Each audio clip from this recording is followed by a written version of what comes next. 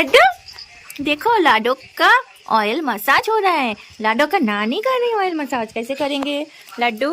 अबे Laddu camera focus करती है ना।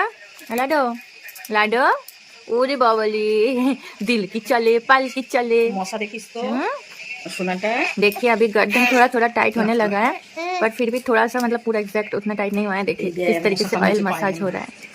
ऑयल मसाज मेरा लाडो का। उसी में ही मच्छर ने काट दिया, क्योंकि ध्यान इधर होता है तो उधर काट देता है मच्छर ने। तो कैसा लग रहा है बताइएगा जरूर।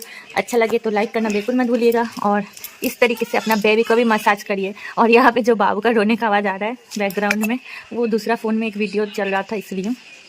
तो चलिए देख लेते हैं। पापा कौन रो रहा है? कौन रो रहा है? तो भाई ছোট্ট বেবি। हाँ तुम रो रही थी। तो तो देख তোর আওয়াজ দাদি নানি চিনতেই পারেনি। এত ছোটবেলা নানি চিনতেই পারেনি। আওয়াজ বদলে গেছে তার মানে।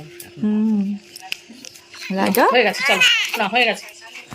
इसका रेडी है, स्नान होगा।